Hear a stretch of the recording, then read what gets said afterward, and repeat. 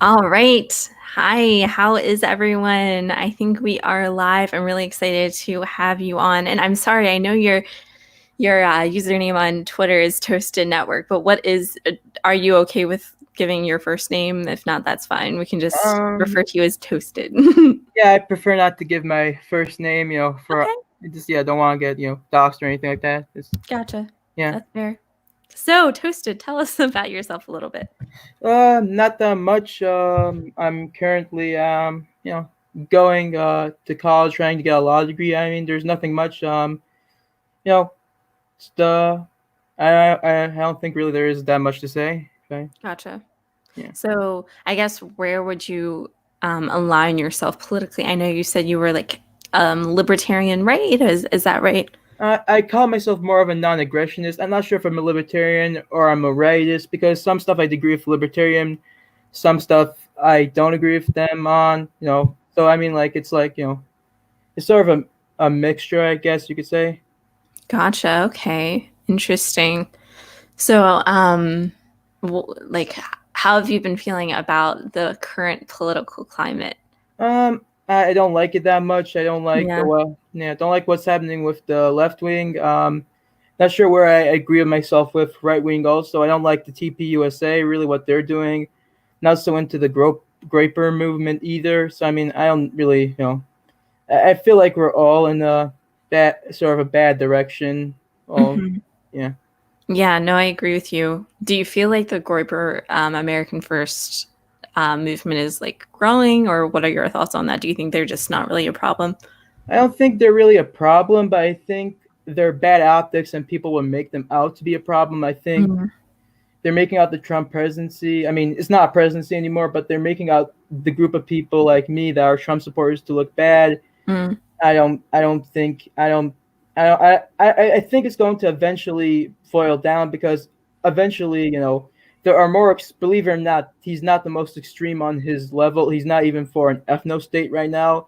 And there are people that are, and it's starting, I think it's going to collapse a little bit because they have other people on that direction that are starting to not like him so much. So, but, Are you talking about Trump or are you talking about Nick? Nick Fuentes. Yeah. Gotcha. Yeah. Yeah. I feel like he's has some yikesy stuff. Like I know I've seen clips of him advocating for something like 80% white. And I just think in general that optics is generally bad. It's like why even be looking at people's, color is a little weird.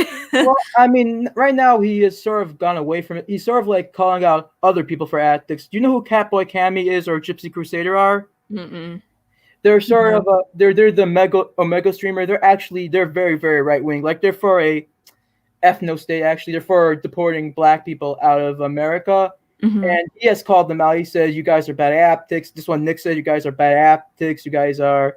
They are. I can even sort of get the clip of it, and it's right Not, now. mhm. It's not I'm sorry, right. go ahead. It's right now starting a sort of a war right now. I think.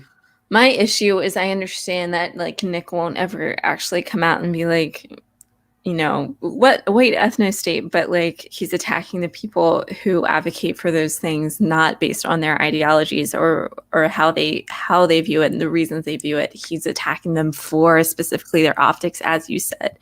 And that seems really disingenuous to me.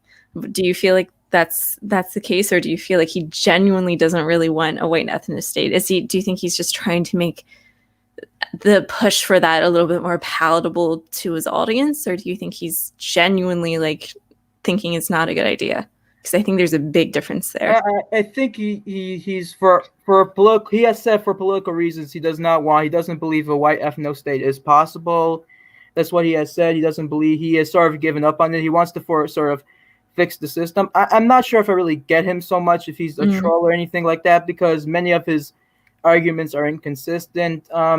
I don't know why he's going over to stop the steal marches. He's just making the the Trump supporters look bad. I don't know mhm. if he gets that, and some stuff I might agree with him, but I think he goes about it the wrong way. Like I guess I agree with him maybe on I'm very religious in a way.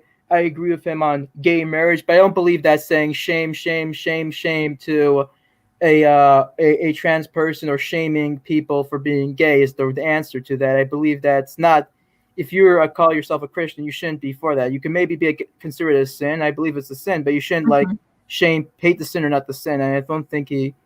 I mean, he's young, anyways. I mean, like that's the problem with young people. Speaking as a young person, they're not really so smart. Young people. I mean, they sort of don't think too much. Yeah. They think they're I, smart. I'm curious why, so are you against like gay marriage, or what's your perspective on gay marriage?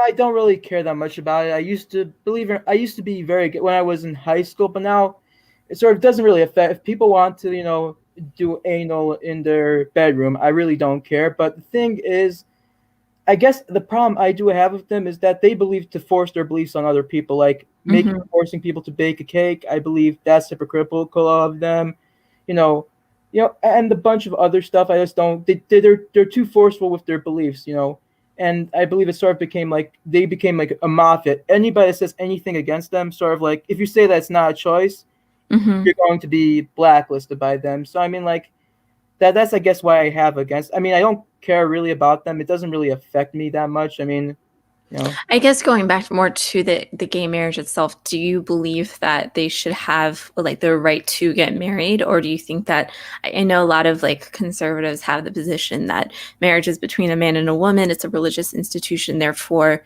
if they want they should just have like a civil union. Is that kind of where you stand, or do you believe that they Um, should?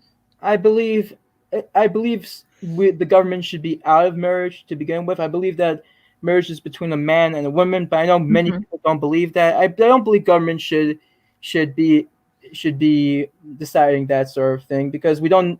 What's up? What you believe is marriage, and I believe is marriage is a totally different Hmm. way, I guess. So I mean, like it should be at the end. It should have been up to the states, but it is what it is. It's not like it's not the most. It's not affecting me right now. I'm more. I guess I'm more against the authoritarian side of them. That's why I'm. Do you feel like the left or the right is more authoritarian at this point?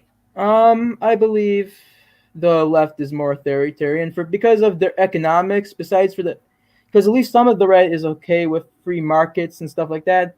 The left is Hmm. not for free markets. The left wants to doesn't believe in the, believes you could be able to tax people and stuff like that. So I believe that they're more authoritarian. I mean, I guess I'm sort of on the extreme side. I believe the libertarian side. I don't believe like in taxation whatsoever, or like I believe in unregulated markets. So Right. I agree with you that there should be a free market.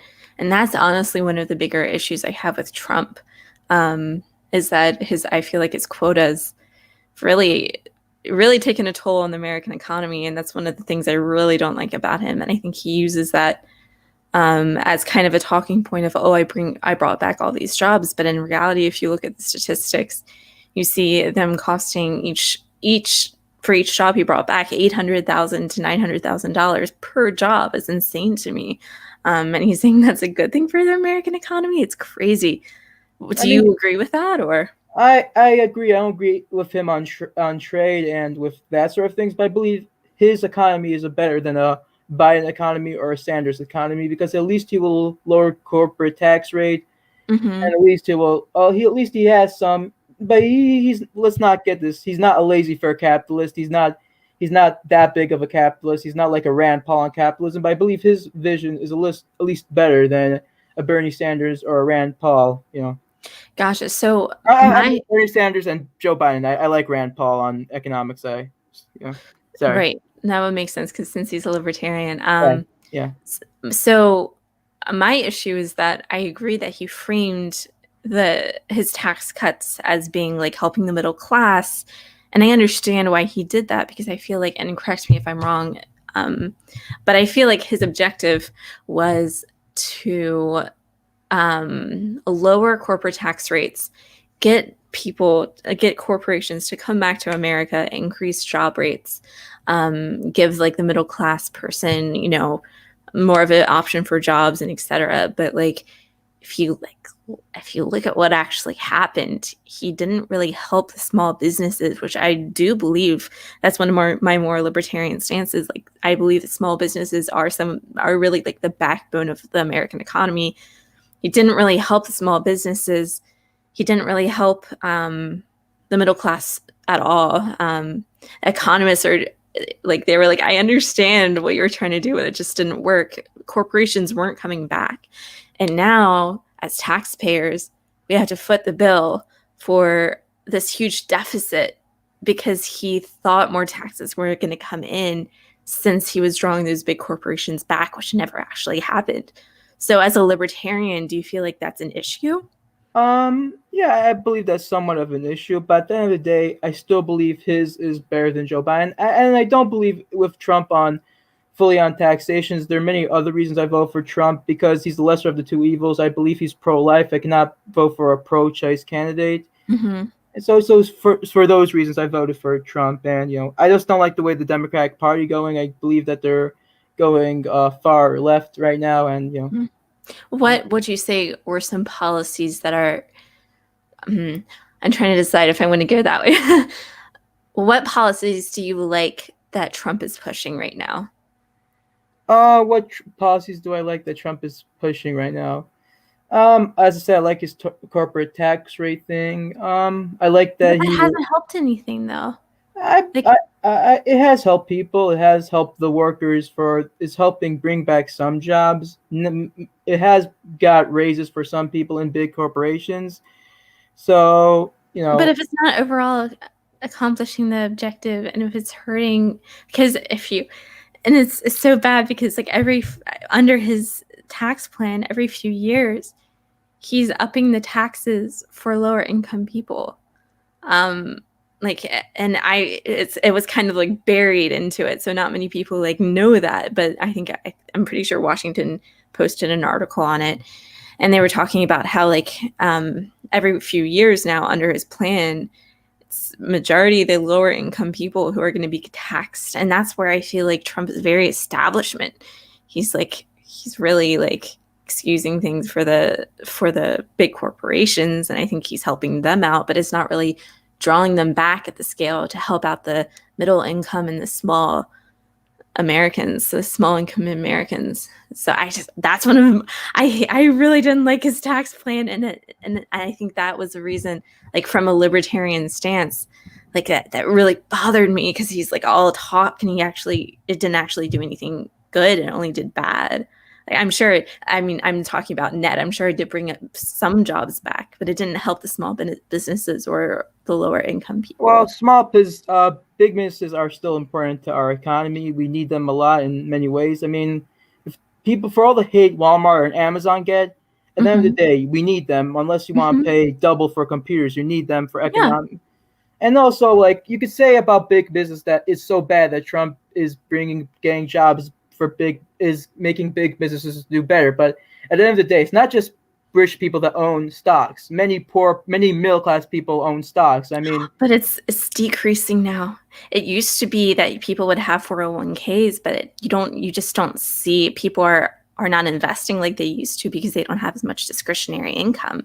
Well, I mean, like right now, COVID is a different story. Right now with the COVID-19, I mean, this has been going on for the past like few years. This isn't even just like a COVID thing. This is just, and that's what you see is you have like a stagnant lower middle income, and you have a GDP keep on going up, which is like, there's an issue there because it's not trickling down to the lower class. Like the income isn't trickling down like it should be. What's happening is that it's conglomerating up in the highest echelons of the society. And do you feel like that's an issue, or do you feel like somehow, what do you feel like Trump is going to do to help that? What I believe he should do. Or what is he doing? So I don't think, has he raised taxes on lower businesses? Has he raised taxes on them, on small businesses? I don't think he has. I think it also covers, because at the end of the day, like even what you call small businesses, they're still big businesses in the tax rate. Like if a person owns 3 businesses in town, it's even though it might be a small business, it's still considered in the tax rate considered like a big business. One of the lies about taxation, like people won't say about it's the 1% whole thing, is that it's actually not as black and white as people say. Like the 1%, if a person sells his house in New York, for that year, he's gonna be part of the 1%. So I mean, like people like say taxing, like cutting taxes for rich people. It doesn't just help rich people. It also helps people that are I guess middle class, but sort of like selling like a nice house or like doing well for that year because Mhm. the fluctuation of the 1%, it's not like it doesn't last for 50 years for that person. It lasts for at least like a most 10 years and then it goes back and forth if you get what I'm saying. Hmm. Um, I think I'm following a little bit what you're saying. I guess my concern is that they actually have had people like self-report who are smaller businesses, and a lot of them are saying that either their taxes didn't change, or that like they maybe went down marginally, but then that's just going to go up Yeah, overall with like the tax hikes that he has over the years, and then you have the tariffs, which on average cost like the average American household like $700 to $800 a year, which is like an equivalent of a pretty big tax hike.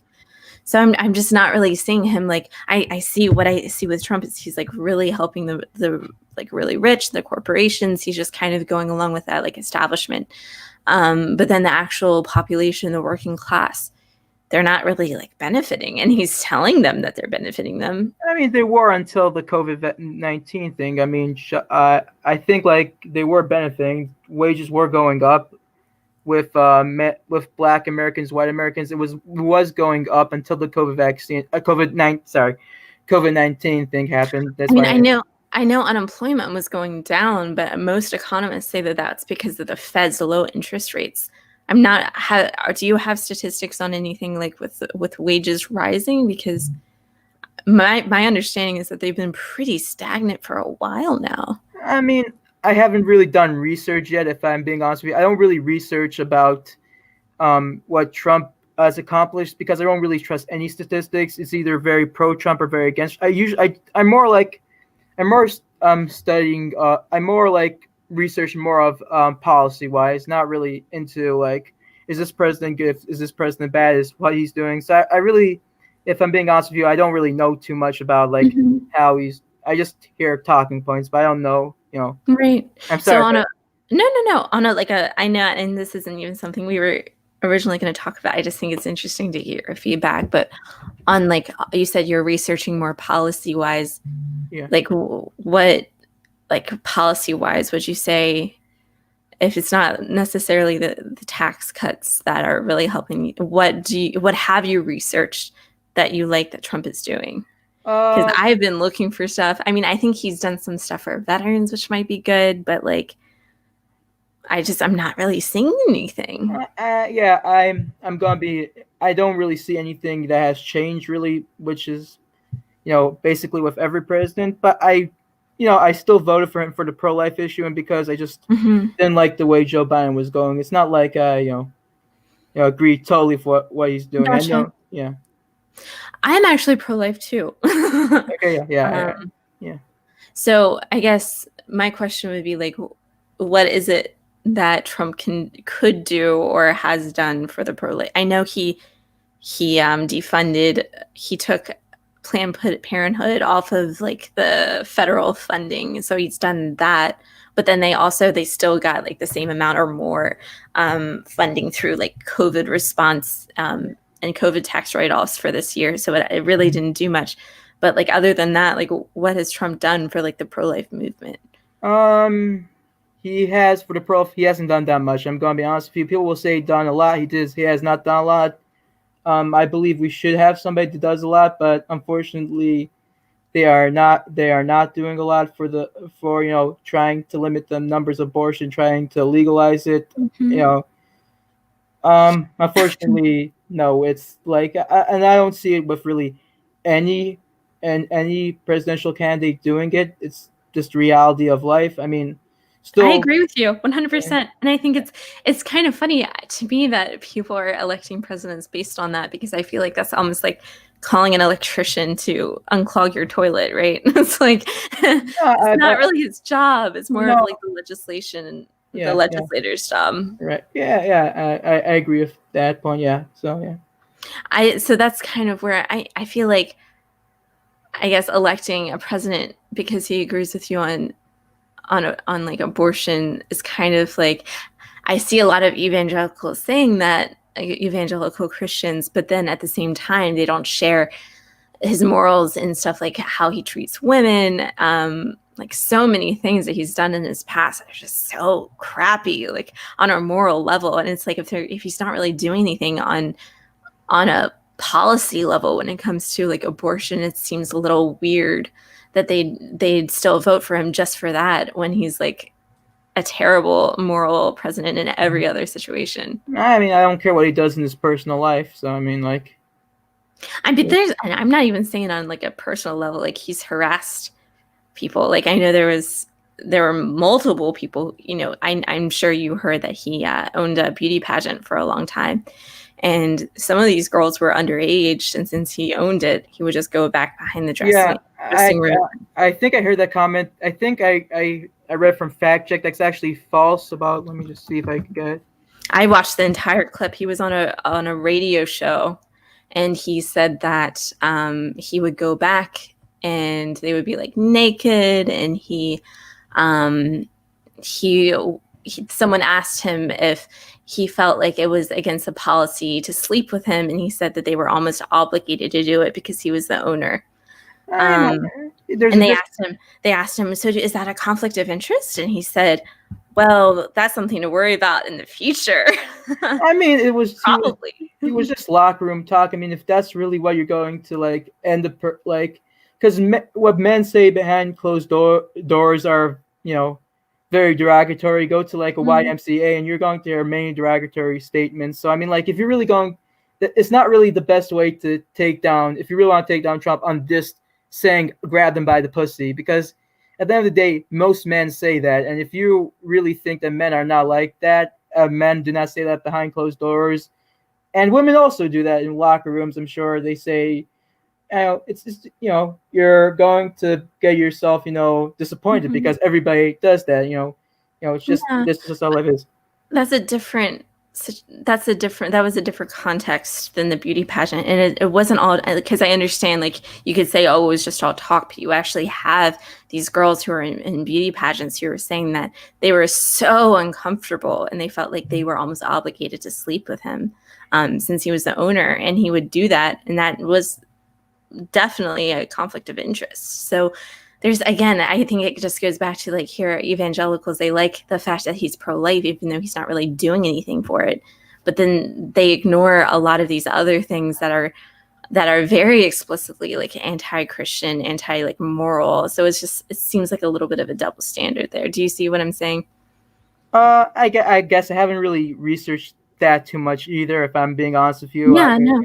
I can send you the raw clip. It's crazy. I was amazed. okay, sure, I guess. But yeah. I haven't really researched it. I don't really know if I should speak about this right now because I don't know too much about this. I don't, you know, if I'm being honest with you. So no, that's totally fair. And I respect you for saying that. Sometimes a lot of people just try to make BS responses. So I appreciate it. I mean, you can't know everything. And that's the thing, is like, people, you're not going to know everything. So I totally get it. What about on like more of a social level with the political climate? I know you said that you were kind of against the BLM movement. Yeah. What's your perspective on that? I believe they're racist. I believe that their movement is counterproductive. They only care about, like, because at the end of the day, get rid of all police shootings and it's not going to fix anything for the black community, because at the end of the day, more blacks are killed by homicides and stuff like that than by police. You know, and it's sort of like counterproductive. I mean, I'll put you this way: why don't we have a men's lives matter? Why don't we say it? Because more men are killed by police than women? You know, and you saw statistics. We don't have a men's lives matter movement. Why is that? So to that, I would say because we don't have like a systemic issue when it comes to like men, right? I think there's some major systemic issues to explain why there's a lot of like criminality in black communities. And I think they're I wouldn't say pretty easy, but they can be fixed. What makes you say that there's no systemic issues with men, but there is with black people? Well, because I agree there are some systemic issues, but I think those are more on a cultural level, where men are like expected to be more aggressive. Men are expected to They're discouraged from showing emotion. They're not having the healthy balance of like a mental state. And I think that's reflected in their suicides as well. They have much higher suicide rates. I mean, why do you think the police shoot men more than they shoot women? Oh, because men commit more crime for sure. Same thing can apply to black per capita. They commit way more crime than white people. So I mean, there's multiple things. I'm not sure the Black Lives Matter is fully about. It's not fully about police shootings. I think part of it is, and I understand that Black people are killed in proportion to the violent crimes that they commit, and I understand that. But my question would go a little bit deeper than that, and that's only like one little part that the Black Lives Matter movement touches on. And I think the Black Lives movement is really trying to get to like, why is this happening? Let's fix why this is happening. And there are some definite racist things that come up with law enforcement and race. Like, I'm not sure if you've heard of this, but there's been a study where it was like this huge study. It was like a mega study where they looked at like traffic stops, and they found that during the day, Black people were stopped much more than white people. I'm sorry, just hold on. But then at nighttime, they found that it was the same. So it's a little weird. It's like, why would there be that difference? You know what I mean? I mean, your correlation does not equal causation. And also, there is some, like, men are stopped way more in police traffic stops than women. So you could probably put this in the same way as to why, because you have to realize that blacks commit more crime than white people, are more likely to commit more crime. So now this doesn't give an excuse for what the police do, for discrimination or stuff like that. But you have to realize that some stereotypes, and besides, for this, like, I have questions for your systemic issue, because Jews have faced this systemic issues, Asians, even Indian Americans, stuff like that. But as far as I could see in the Wikipedia, I could even put this in the comments or whatever. Asian Americans make more than white people. Indian Americans make more than white people. Even Palestinian Americans make more than white people. Gay Americans make more than straight people, I think, or make about. So, I mean, like, if it's all about systemic issues, why aren't other races failing in that sense? Right. So my response to that would be that they haven't seen the systemic oppression that Black people have seen to the scale that Black people have seen. So a lot of these people are immigrants, right? So, and especially with more recent immigration policy, the requirements are pretty strict, where you have to have like a solid job lined up. You have to have like multiple things going on. It's not like you had this horde of people of just one demographic.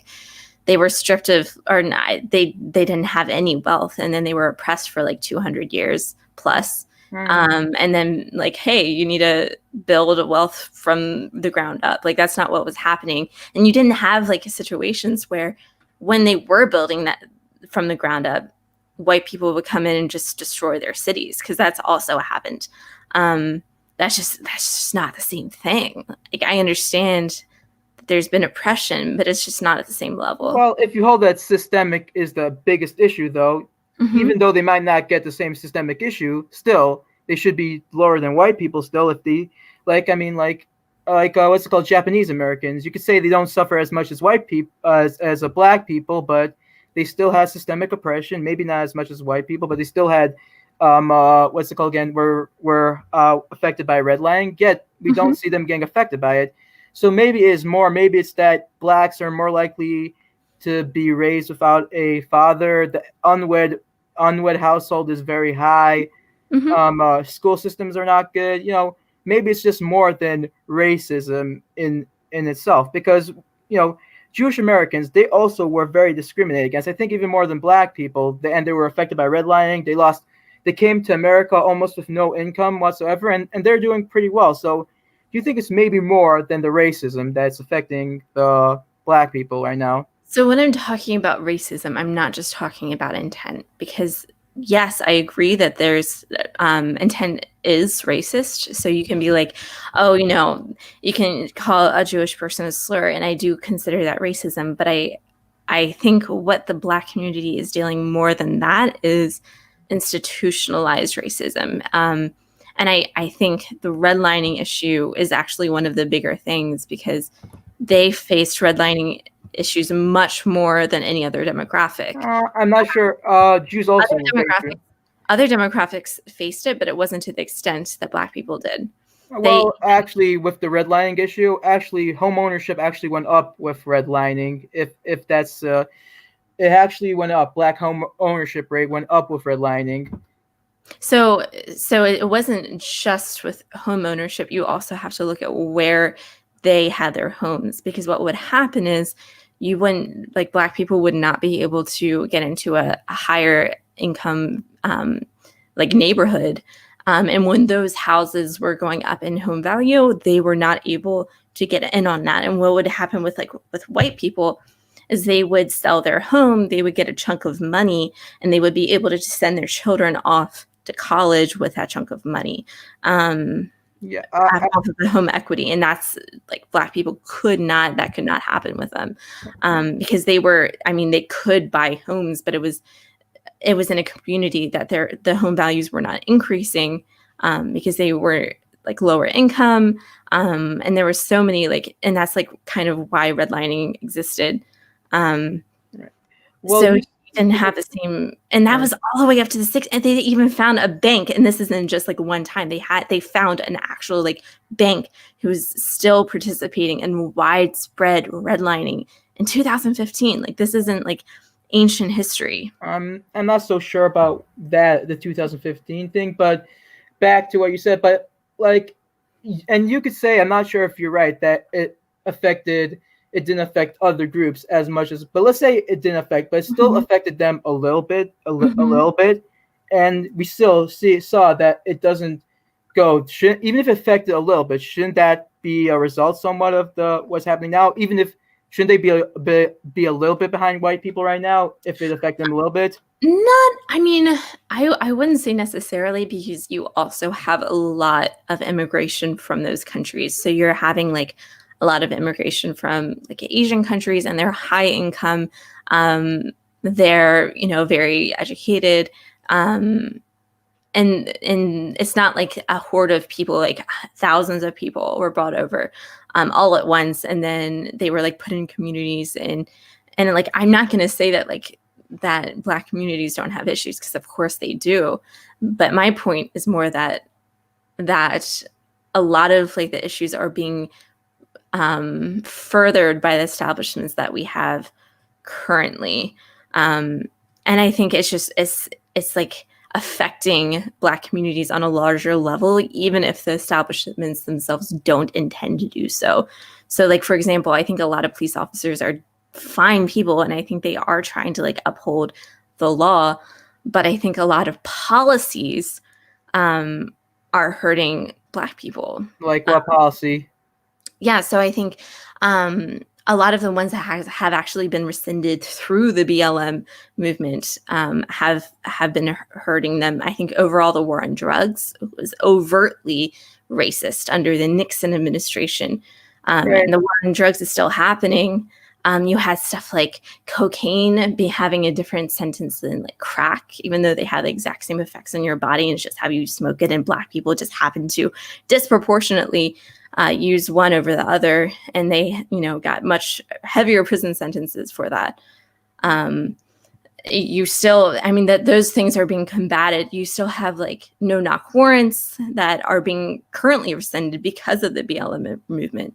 You have police officers who aren't holding each other accountable. So that has been, starting to take an effect through the BLM movement, that there's a push for police officers to hold each other accountable.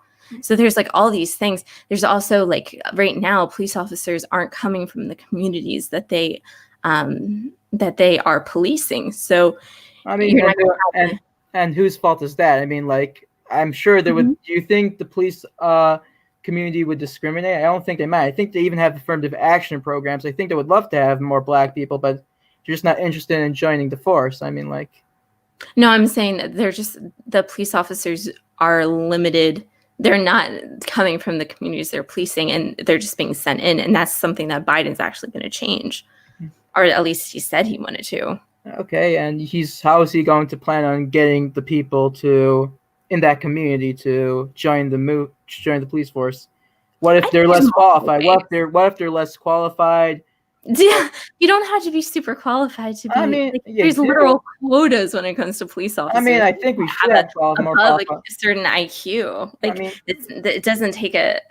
I think if I believe that if Biden had a strategy of saying, you know what, I want to help the Black community, I want to be able to create a system where even white communities and Black communities and of course mixed communities, they're being all communities are being policed by the people in the communities. I think that's going to have a much higher success rate of not only bringing people into the police force, but also reducing shooting in different like situations with police. I think that's going to drastically reduce, and that's not even like a race issue specifically, but I do think it disproportionately affects Black people. mm-hmm. Do you think that's true, or what do you think? But what you say? What you just say again? I'm sorry, it was a little bit. No, I'm just sorry. saying that having a community, because there's a lot of distrust right now between the Black community and the police force, and I think there's good reason for that. So I think if you actually have the Black community police officers coming from the community that they are policing, it's going to increase that trust and decrease a lot of the issues that we see specifically in the Black community, because white people don't have the same caution or at least the same level of it when it comes to police officers. I mean, that sounds pretty racist, just to hire people based on color. Is that what you're saying? No, but hire people based on their community. Mm-hmm. So unfortunately, the world we live in right now, we have predominantly Black communities, we have predominantly white communities. I don't understand why we should be sending people from different communities into other communities to be policing them, especially when we have an issue with like police distrust, especially in Black communities. And what if this doesn't work? You're not able to recruit as many people in that community to become police officers. What if? I mean, I guess that's something we can come to and cross that bridge, right? But I mean, I don't see why that shouldn't work if we're starting an initiative to be like, we're trying to make your situation better in your community. If you are wanting to be a police officer, please join, please sign up, and help protect your community in the best way possible. I'm not saying that I don't know of a reason why people wouldn't be up for that. Shouldn't we just have better training? I mean, wouldn't that be just as good? Just have better training, maybe? Like, I don't think that's just as good. I think that's might be a factor in an overall. If are they mutually exclusive? Not majorly exclusive, but I think community versus training. I'd rather have a more qualified police officer than a police officer in that community that's less qualified. Okay, if you can have both, you can have both. I wouldn't mind that, but I think I don't think that should overcharge people in what's it called again? Overcharge qualified people. I don't think it's really going to affect the crime rate anyways. I mean, as long as you still have unwed mothers, as long as you still have a bad culture there where being smart is considered being a traitor, I just don't think having a good police system. I don't think that's going to help. You could eliminate police brutality, but I think there's more issues than police brutality. Do you care more about police brutality than gang violence on kids? Or no, definitely not. 100% not. I think a lot of the reasons that gangs exist is because of the war on drugs. Mm-hmm. So I think all of these things can kind of be systemically fixed. And I think that's one of the biggest things that BLM is focusing on. And they might not be focusing on it in the correct way. I think we'll look back in 20 years and be able to figure that out. But I think that that's exactly what they're pushing for, is like to end war on drugs, to end these things, and to be able to implement things that will help everyone in the long run. I mean, even the war on drugs, you still think, even with the war on drugs, you think that's just going to fix everything. And I'm against the war on drugs. I believe all drugs should be legal, but you still think, because there's many more crime that happens just besides for drugs that people are getting. I mean, there's grand theft autos. There's many stuff that's going to happen. You could eliminate war on drugs, but that's not going to there's still going to be policemen in that community even without the war on drugs. So my thought to that, and I understand what you're saying. I think a lot of the reason that there's a lot of distrust in Black communities when it comes to police officers is specifically because of the war on drugs.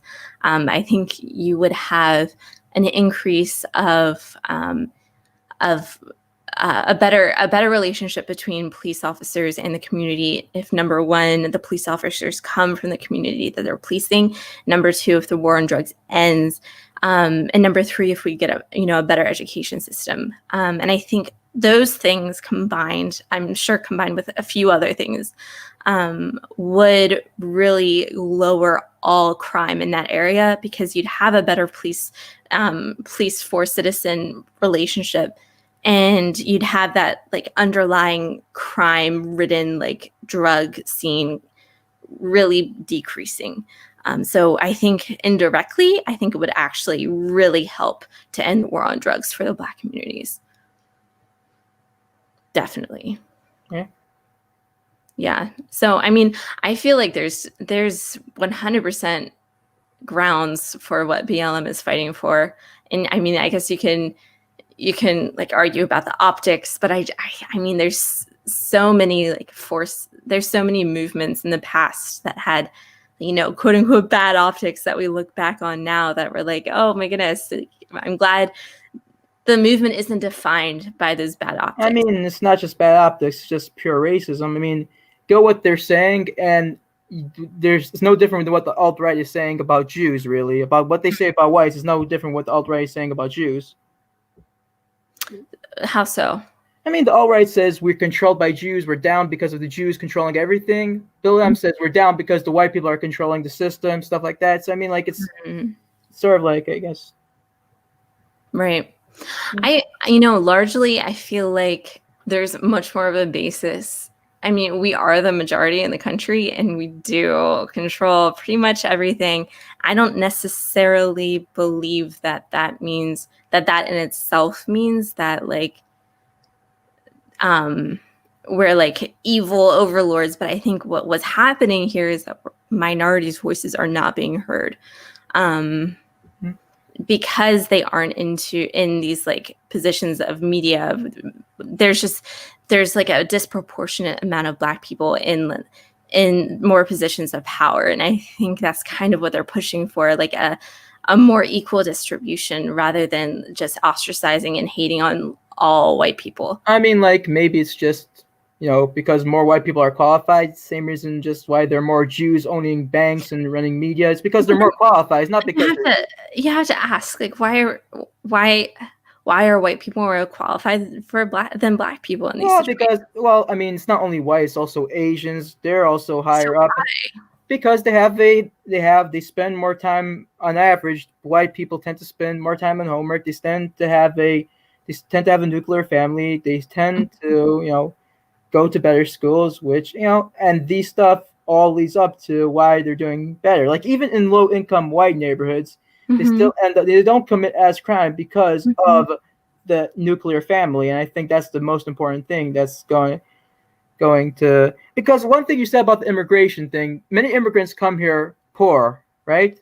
How are they able already coming through? So unless they're like coming here to seek asylum, a lot of them are coming with like jobs lined up with like some family wealth. They're not coming here like with $5 in their pocket like they used to.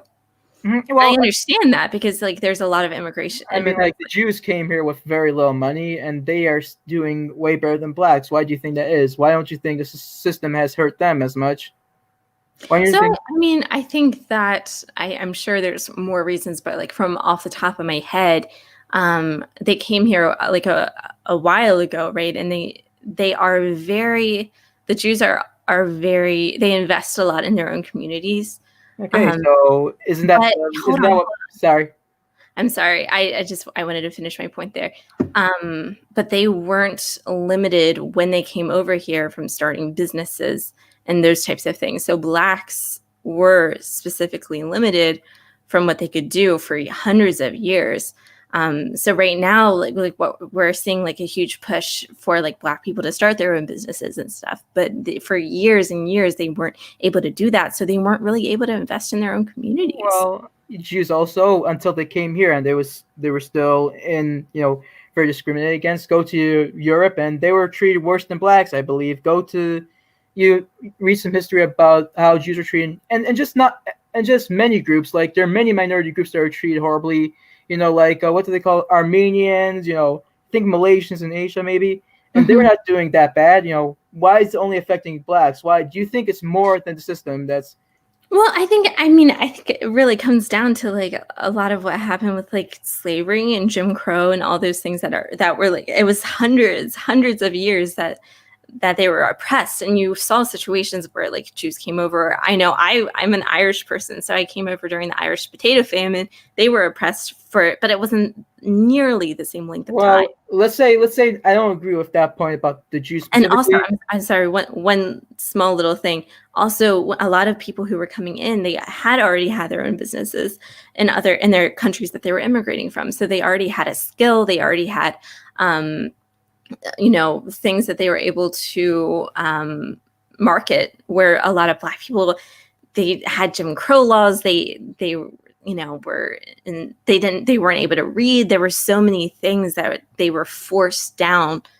And I feel like after like 60 years, everyone's like, why aren't they the same as white people now? And it just seems slightly disingenuous. You know what I mean? Well, I mean, like, still, even if you say like that they're not treated as bad, I still think Jews were treated more badly in Europe. But let's say they're treated less badly than other groups. Those groups are still treated badly, and the system, and still, shouldn't they be at least be a little bit behind whites? Shouldn't Asians be at least a little bit behind whites? Shouldn't Jews be at least a little bit behind white? If you believe that the system is not the one and only thing, then yeah, then I could. But you say that the system is the main thing that's failing them. So if that's the case, shouldn't the same thing be applied to everybody else? Even maybe not as much as blacks. Shouldn't they be a little bit behind the whites? I mean, so I feel like there's a little bit of an issue with the framing. I think it's more than just like not treating people well. And again, I think this goes back to what I was saying with like an actual like laws to keep people down, and like people not being treated well. And I understand that, like, of course there was a ton of like anti-Semitism during like World War II. Of course there was, right? And it was huge, but these people like already knew how to read. They already had trades. So when they fled Germany and Europe, they came over here and they tried to start businesses. So they already had marketable skills, right? And of course they were treated terribly. I think it's a little weird to be comparing Black people to Jewish people, and it's a little like what how do you measure which one we're treated worse? I mean, like, I'm just saying, I'm just trying to say this, but you're saying that the system is the reason why they're behind. That's the main reason I think you're saying. So if that's the case, then maybe not as much, but shouldn't the Jews still be less? Shouldn't the not necessarily? I mean, you're already seeing there being an equilibrium with like Black people starting to catch up to white people when it comes to stuff, but we're trying to take away the ongoing systemic issues that are still affecting them right now, such as the war on drugs. I mean, the war on drugs implemented to keep Black people down. Like there are all these things that like, and we just don't see that with other races that are like actual policy that still exists to keep them down. The war on drugs were supported by the Black Caucus was supported by the Black Caucus. Are you saying they are in on it? They're in on it to put the Black people down the Black Caucus? I don't know what all I know is that Nixon literally, they had like advisors that admitted to. No, I'm saying the crime bill. The crime bill. You know, I'm talking about the crime bill. Oh, for the Joe Biden crime bill. Yes. So I understand. I agree that was a racist bill, and I also agree that in that time period, there was a huge push from both Republicans and Democrats to crack down on crime. I don't like the bill, and I think he was crappy for drafting the bill, but I understand that he was doing it out of like a democratic sense, and I'd rather have a president who listens to the democracy than one who just kind of goes off on a tangent like what we've seen with Trump. So like right now, Joe Biden is proposing a lot of policies to take away a lot of the bad things that like the crime bill has actually implemented. And a lot of these things are really on the state level, like 92, I think around 92% of like incarcerations are on the state level rather than the federal. So I think this really needs to be addressed on the state level. I mean, are you going to, give credit to Trump for, the Fair Step Act? The main stuff he did do good. Like used to be that pregnant women, when they gave birth in prison, they were chained to the bed. Trump got rid of it. That was one of Trump's things. So don't you give Trump credit for that? I mean, yeah, if he did that, it's good. I just think that, he's done a lot more harm with like how polarized he's made the races. And I don't think Obama did a very good job with that either. If you actually, I think there's a Gallup poll that shows since 2010, race relations have been going down, but like at 2016, it's gone down even further. Like, I'm not sure. Like, I understand there's some small steps that Trump might have done, but then he also Barr was looking into ways to call BLM protesters for insurrection. He was trying to. They are a terrorist group. You don't think they're a terrorist group, BLM? The organization? I mean, if I went to a BLM rally, say fuck Black Lives Matter, if I would say that, you don't think I would probably get punched in the face? If I would go to Trump rally and say fuck Donald Trump, I might get harassed, but I'm not going to get punched most likely, or won't get as. I think it's dangerous to call movement a terrorist movement. If you're calling the organization a terrorist organization, they have specifically decried crime. I'm not sure if any crime itself has been linked to the organization. I mean, if 7% of Trump rallies ended up in violence, you wouldn't call that a terrorist? You would be okay with that? I mean, you have to. Right. I mean, no, I understand what you're saying, but also whenever there's a civil movement, you're going to have rioting. I mean, I think that's causing more problems. Rioting, I agree. Rioting, I don't like rioting and I want to fix it, but I don't want to fix it in a reactive way. I want to fix it in a proactive way. I want to, because hold on, if we fix it in a reactive way, and this is what we saw in 2016 with Trayvon Martin, we tried to fix it in a reactive way and it went away for a couple years and then it just came back stronger. I'd rather actually fix the issue that's causing the civil unrest. If riots are going to be inevitable, and that's what we've seen throughout history, that when there's this much civil unrest from this type from civil rights issues, there's going to be riots. It's happened with MLK.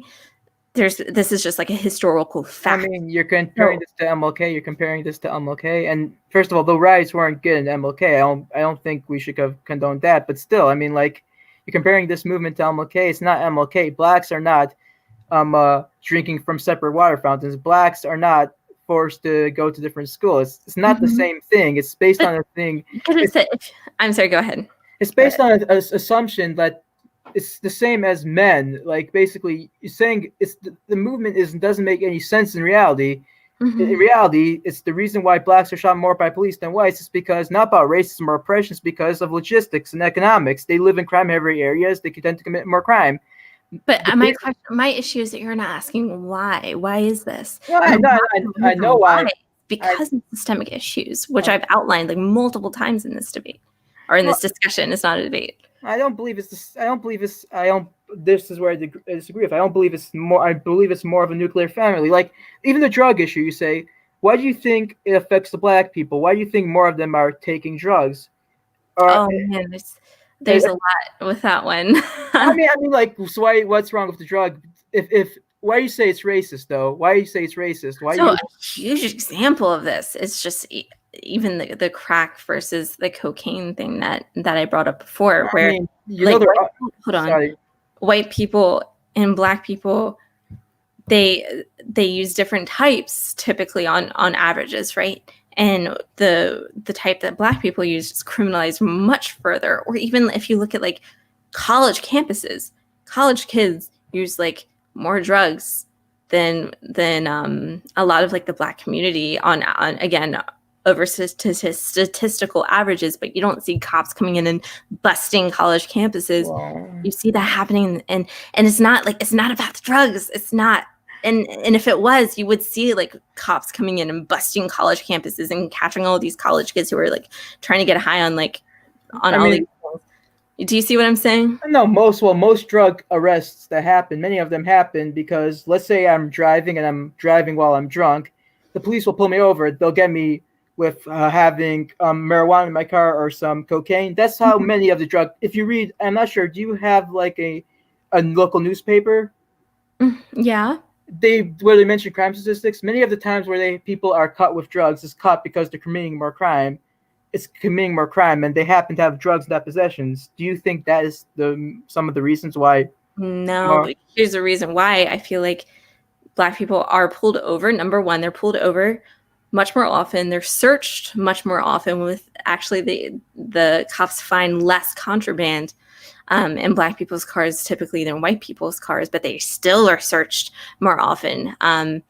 There's that. Also, it's really weird to me that during the day, Black people aren't pulled over disproportionately than white people, but then at nighttime, or no, I'm sorry, during the day they are pulled over disproportionately to white people. Then at nighttime, when you can't tell the race of the driver, they're not. I just don't see that as being anything like, oh, they're committing more crime, therefore they're getting caught more with drugs. I see like a specific targeting of like Black people by the police force, and it might not even be like intentional. Like a lot of times police officers have an implicit bias, right? I mean, so they're saying like the implicit bias. I don't see them doing this with Asians or with what or with like or like just like Muslims or anything. I don't see them pulling them over. Why don't they have the same problem with Muslims or with Asians or with gays to pull over? Why don't they have the same thing with those groups? It's really hard to nail why people have implicit bias. I mean, but I'm saying like, why not against Asians? We don't see them doing this with Asian drivers. Why you say it's not with that? And you could probably, with the same statistic, you could probably say that police are more likely to pull over men than they are with women. They're more likely to probably arrest men with more contraband. I mean, even if they have less contraband than women. Do you think like why is that? You say? I haven't seen anything like that before. I mean, I think it would be interesting. I mean, like you could probably search it. I'm pretty sure men are pulled way more over than what's it called again? Than women. I mean, like even like Black men are more killed by police than women. Way more. But I don't see people saying men lives matter. Well, maybe you think it's more than this. A lot of issues, and I think actually, you know what? I think feminism is actually trying to push a little bit more for men's rights currently. You have the MRAs, the men's rights advocates, but I feel like women are pushing more against that, like toxic masculinity narrative that is causing a lot of like men to commit disproportionate amount of crime. I mean, of course, you're going to have gender. Are you a gender abolitionist or? No, I'm just saying, like, what's it called again? Do you know how many feminist movements, like custody laws? Do you know how many feminists that are trying to go for equal custody laws? The answer is 0 feminist groups are trying to do that. That's not true. There's a lot of feminists who are advocating for men in courts.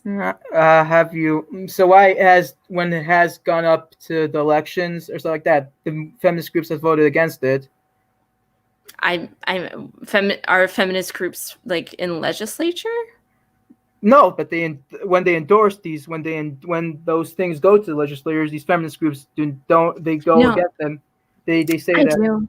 Yeah, I mean, I agree that there are still, I remember a while ago, Hunter and I went to a women's march, and one of the things that we were told by one of like the feminists was that like there were still feminists, that a lot of the feminists that were in charge of like organizations were still more of like the old school feminists, who were like, oh, guys bad, women good. But I think there's being a change and a push for more equal rights for men.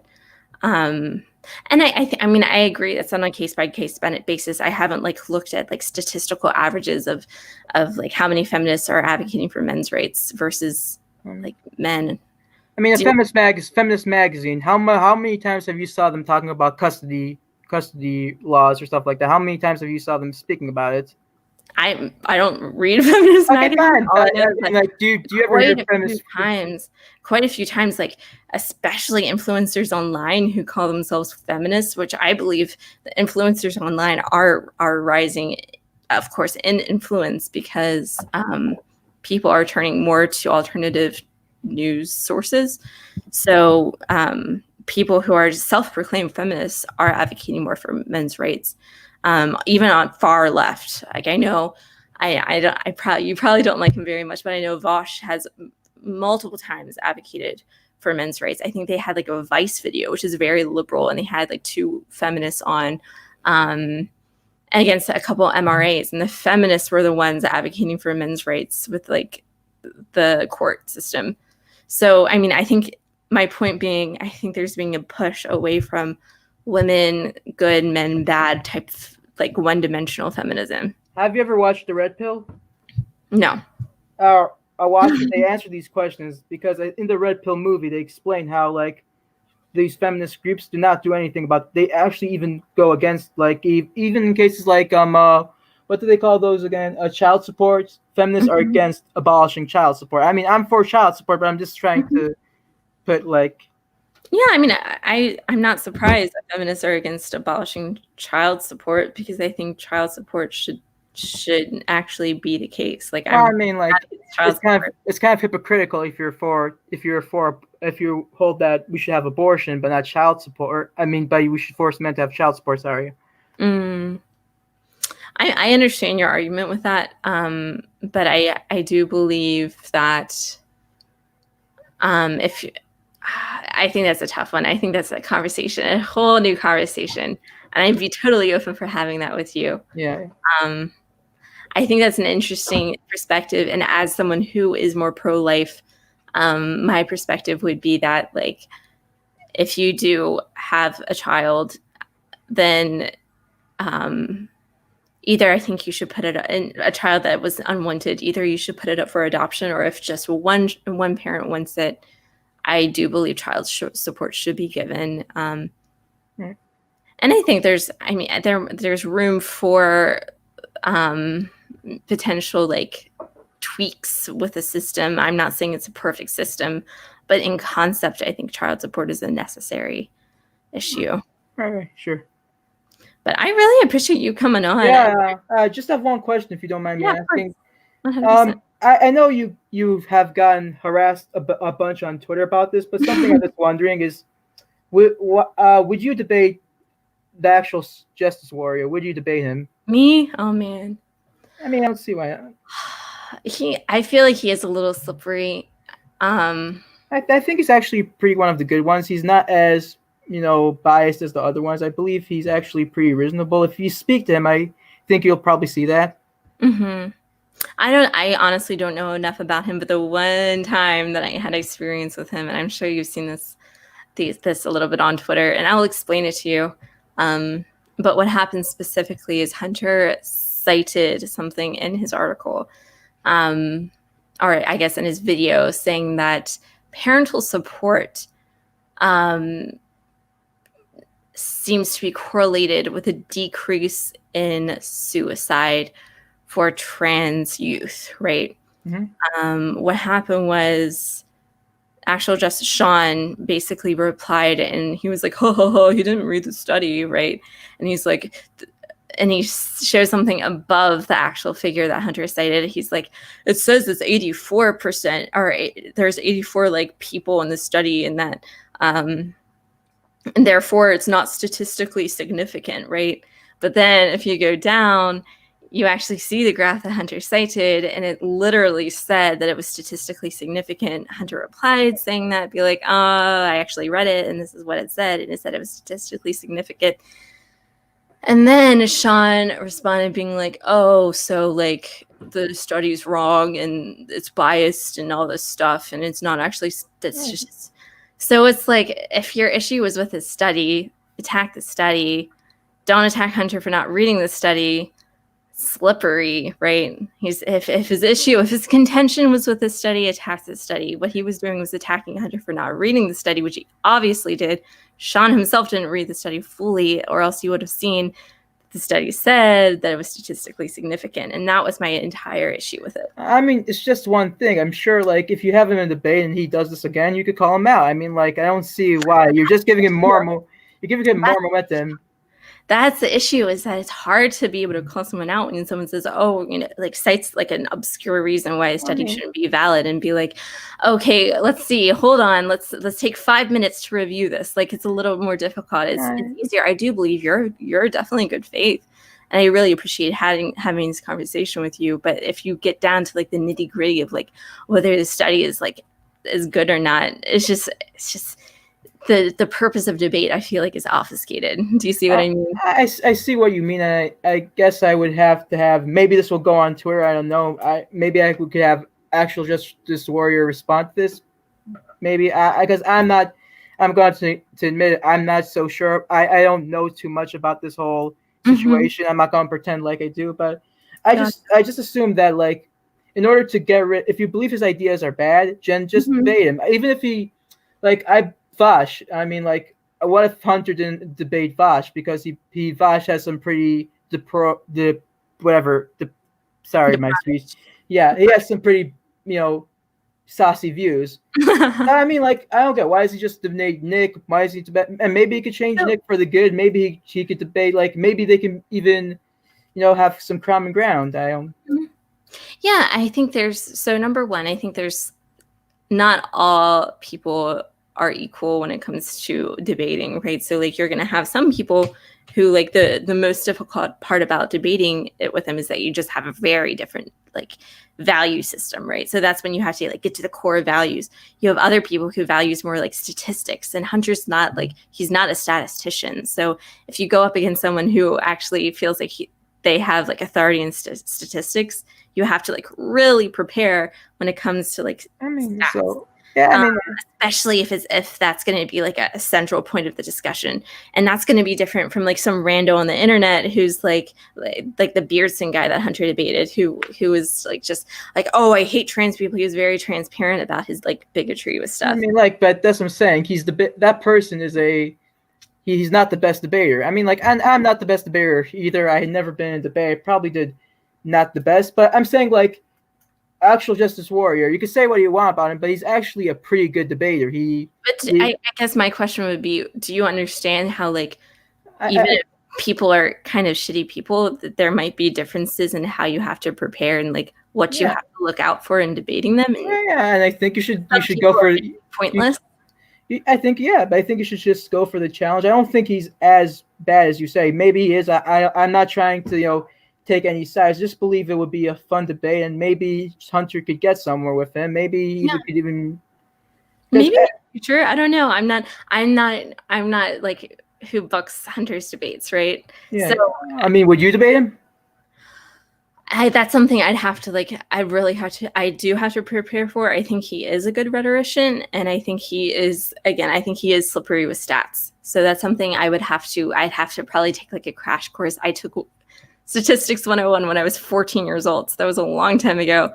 I have to take a crash course probably on Stats 101 so I can. Let's say he agrees not to, and I'm not sure if he does. I'm not trying to, like I said, not trying to take any sides. I don't want to, as you can tell, I don't like trying to say stuff I don't know too much about. But I appreciate that. I think that's really honest of you. I don't want to make an ass out of myself. I see that's how people make an ass out of. I saw Candace Owens with Joe Rogan when they were speaking about climate change, and I mean, like, I don't agree with climate change either, controversially enough. But I mean, like, if you don't know it, just don't argue. Just say I don't know it. It's okay.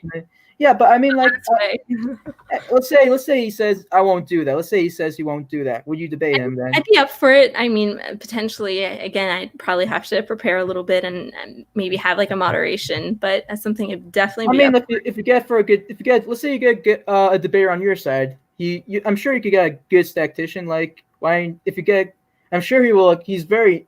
He really wants to debate you guys. I think, Mhm. and I think Yeah, it'll I'd be. be open for it in the future. Right now, though, it's super busy. I know we're trying to like pump out a video a day, so it's pretty busy, especially with the holidays. But I'm definitely open for it in the future.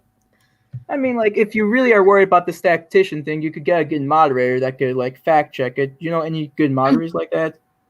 Well, I don't know if you know this, but I'm actually a moderator myself for Okay, debates. so you can moderate the debate between them. I'd be like, okay, hold on, you're interrupting me. Sorry. I'm sorry. No. I just was saying that's what I could be like if I was moderating my own debate that I was debating. It might be a little funny, right? Yeah. But no, I really appreciate you coming on, and thank you Okay. thank you for reaching out. Yeah. I think we had a good talk. Yeah, sure. Okay, fine. Okay, thank you. Bye. Thank you. Have a good Okay. one. Bye.